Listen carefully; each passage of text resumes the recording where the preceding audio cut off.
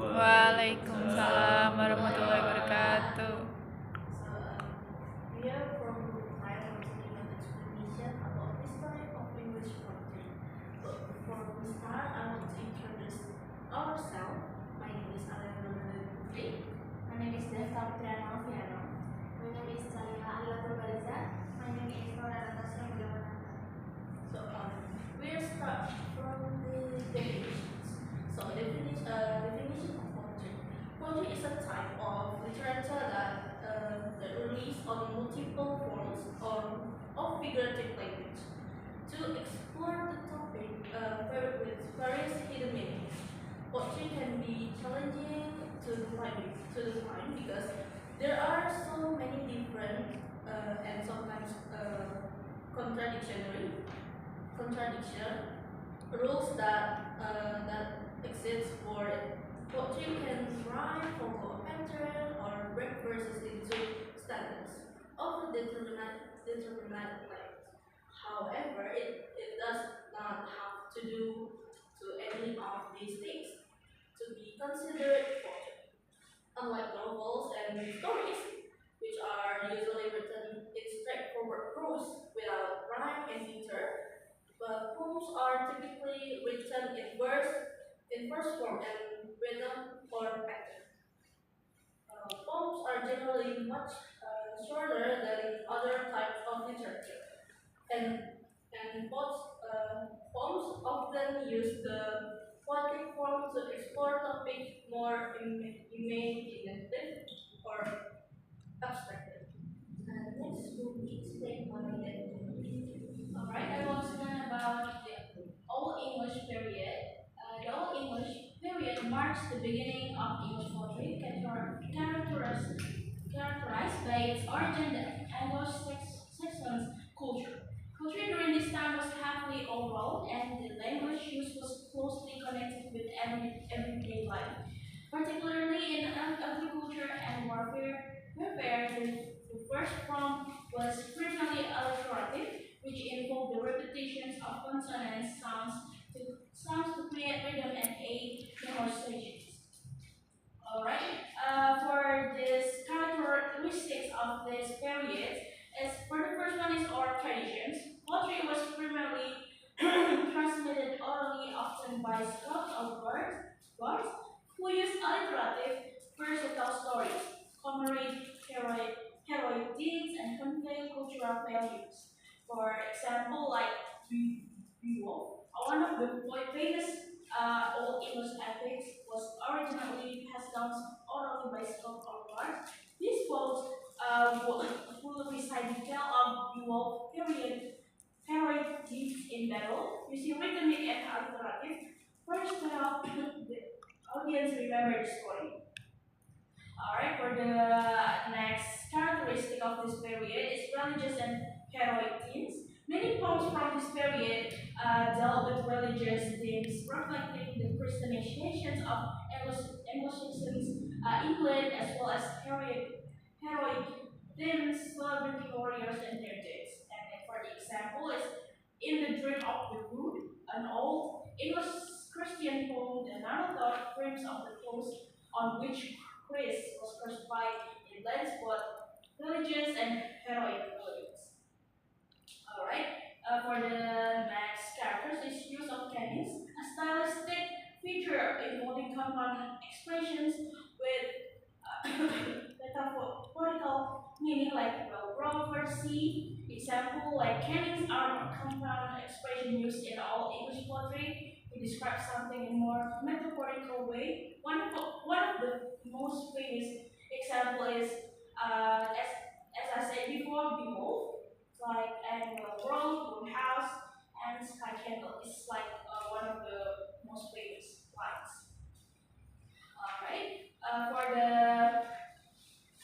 notable works from this period is, as I said before, Beowulf by Beowulf and The Wanderer, the analogy poem that explores themes of love, exils, and longing, marked by a reflective and melancholy tone, and the seafarer and the wise lament.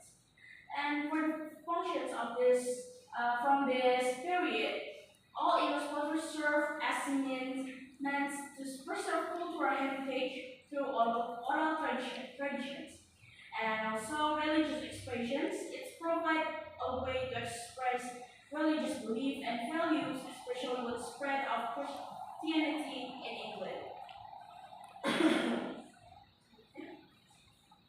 For the next is Middle English period.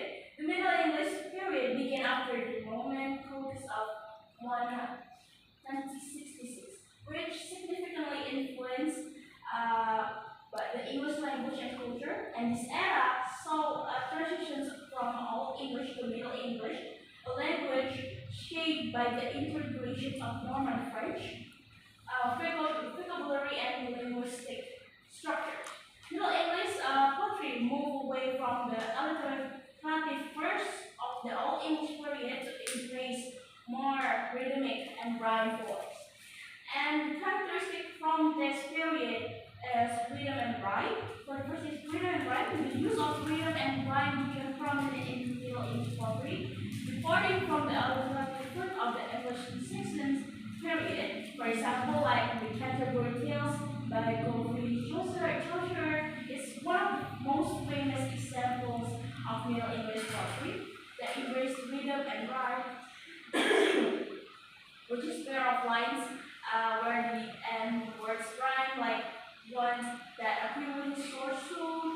And these opening lines from the general prologue of the Canterbury Tales show the use of rhyme and regular matter. Alright, for the next is the diverse themes.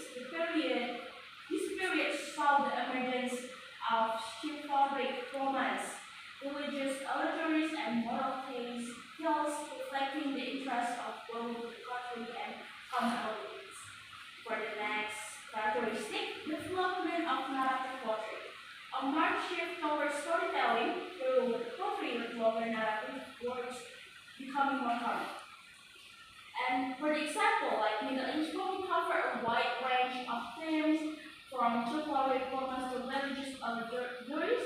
One famous chivalric romance is Sir Gawain and the Green Knight, a poem that blends the ideals of knighthood and courtly behavior with supernatural events.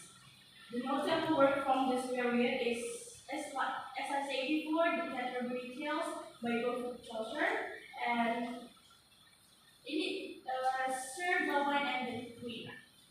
The function of this from this period as for the first is social commentary. Middle English poetry often commented on social issues like for love, chivalry, and the virtues of knighthood. And next is cultural reflections. It reflected the social economic of the time, including the influence of Norman French on English poetry. Next is Renaissance English. The Renaissance in England was marked by a renewed interest in classical learning, the arts, and humanism. This period saw the flourishing of English poetry greatly influenced by the revival of classical Greek and Roman literature. The inventions of the printing press and the translations of the Bible into English also contributed to the proliferations of literary works. The characteristic from this period is classical influence. Poets drew heavily from classical Greek and Roman literature, incorporating themes of mythology, philosophy, and rhetoric. And for the next characteristic, exploration of human conditions. Themes such as love, beauty, mortality, and the human experience became central poetic expressions. For the example, like William Shakespeare's sonnets are one sensual example of exploring human conditions. His sonnet often addressed themes of love, beauty, fun, and mortality. Alright, for the next characteristic is innovative use of language. Renaissance experimented with new forms, matter, and stylistic devices. And notable works from this period, for the first one is Sonnets by William Shakespeare, a collection of poems exploring the theme of love, beauty, immortality and life written in the alembic content. For the second notable work is Preparing to Read by Edmund Spencer and Alya and take from the elements of symbolic ideals and moral values using a unique mind stanza form and the three functions from this period for is cultural revival, the Renaissance period saw revival classical form and theme aiming to reconnect with the full heritage of antiquity. Alright, for this second function is social commentary. This poem in this period used their words comment on social issues like morality, politics, and personal relationships. Next is well explained by Alya. That is the metaphysical part. The metaphysical parts were a group of English poets who wrote in the late 17th century. They are known for their deep intellectual thoughts and the use of complicated metaphors, which are both conceits. These poets were not just writing about feelings like love or sadness, they were also thinking deeply about big topics like life, death, and religion. Their poems are often very complex and mixing emotion with intellectual ideas. And one of the most famous poems from this period is John. His collection, Horizon Acts, is well known for its deep exploration of love, life, and divine judgment. John used complex religious imagery and metaphors to show his struggles with faith and mortality. And another well-known poet is Andrew Marvell. His poem, To His Poem Mistress, is famous for using metaphysical concepts to talk about love, time, and death. The poet used clever arguments and vivid image to present a woman who says the moment before time runs out. And then the main characteristics of this period are use of philosophical and religious ideas, along with intellectual wit. The poems challenge readers to think deeply and reflect on life, love, and the meaning of existence. And then we move on to the next period, the Augustan age. This period is named after the Roman Emperor Augustus, as writers of the time admired the order and structure of ancient Rome and Greece. The poets of the Augustan age focus on classical ideas such as reason, order, and rhetoric. This period is most famous for its satire, a type of writing that used humor and wit to criticize society, politics, and human behavior.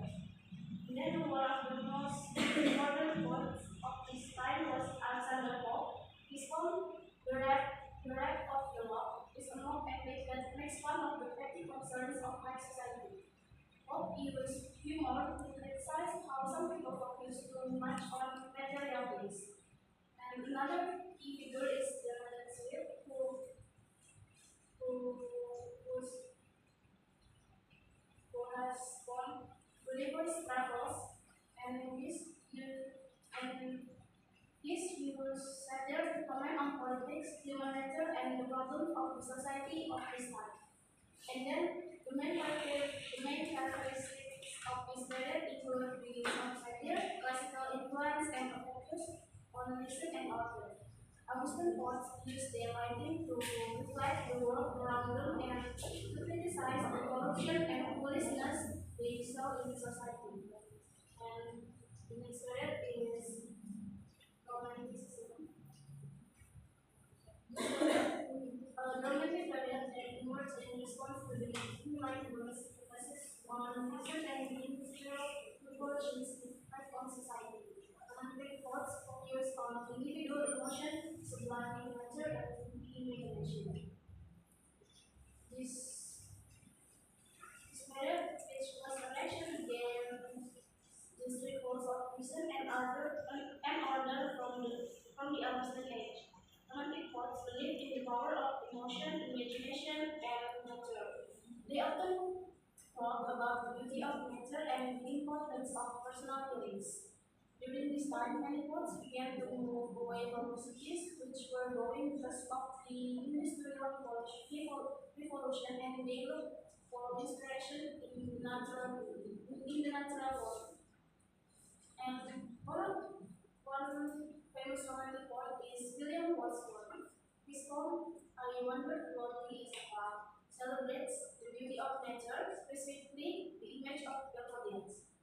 Wordsworth felt that nature could bring peace and joy to the human spirit. And another famous romantic poet is Samuel Taylor Coleridge. His poem, The Real of the Ancient Mariner, is a long narrative about sin, redemption, and the supernatural. It shows the power of nature and the mysterious forces that can influence the human life. And the main characteristic of romanticism include a strong focus on emotion, imagination, and the celebration of nature. These poets want to break free from the rules of reason and express their personal experiences and feelings through their poetry. Now let's talk about Victorian period. Happened around 1830 to 19th century. The Victorian period saw the blending of romantic ideals with a new emphasis on realism and social commentary. Poetry from this period often addressed contemporary social issues and reflect the complexities of a rapidly changing world. There are some characteristics from this period. First, using realism. Victorian poets often use realistic description to address the social and moral issues of the time, and they are using symbolism and morality. Their works frequently contain symbolic elements and explore themes related to morality, religion, and human nature. And there are some notable works, like the first one, My Last Duchess by Robert Browning in 1842, a dramatic monologue that reveals the psyche of a jealous and controlling youth. And then In Memoriam of A.H.H. by Alfred Lord Tennyson in 1850, an elegy mourning the death of Tennyson's friend, exploring themes of grief, faith, and mortality. And for the function, first used for social commentary. Victorian poetry often critique social injustice, reflect on personal morality, and explore the human condition. And next one, as cultural reflection. It mirrors the societal anxieties and aspirations of the Victorian era, marked by industrialization and scientific progress. And for the famous poet, we have Alfred Lord Tennyson, the poet laureate of the United Kingdom. Tennyson's works, such as In Memoriam, are known for their emotional depth and exploration of contemporary issues.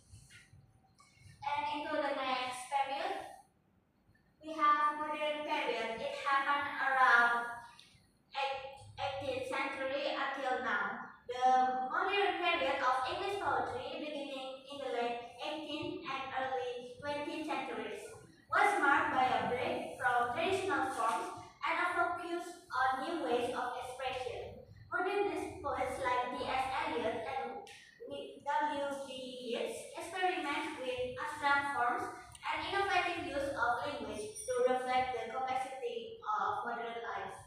For the characteristics, it used innovation and experimentation. Modern poets broke away from traditional forms, using free verse and unconventional structure and exploration of modern life. Their works often reflect disillusionment, fragmentation, and a sense of uncertainty, mirroring the complexities of contemporary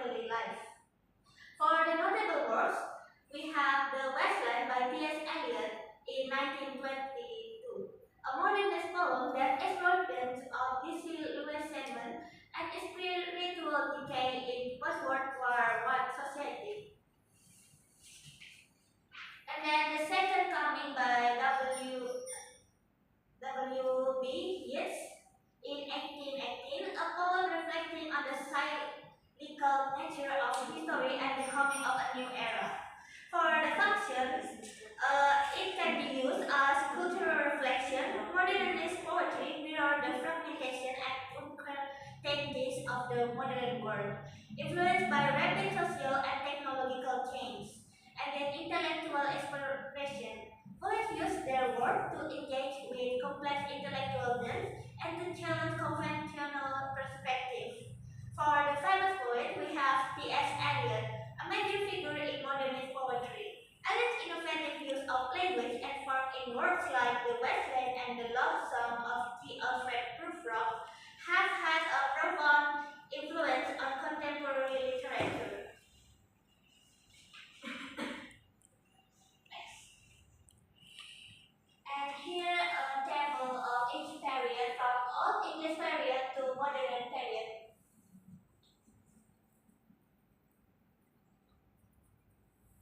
Right, we are already at the conclusion. So, the history of English poetry takes us through enduring power of the written word to capture the human appearance. From the epic tales of the Anglo-Saxons to the introspective reflections of the modern poets. English poetry has continually evolved, mirroring the complexity of the societies from which it emerged. While, while its period in the history of English poetry is distant, they are all connected by the poet's shared commitment to exploring the depth of language and emotions. As we continue to study and appreciate English poetry, we gain insight not only into not only into the past but also into the timeless nature of human expressions. So I think that's all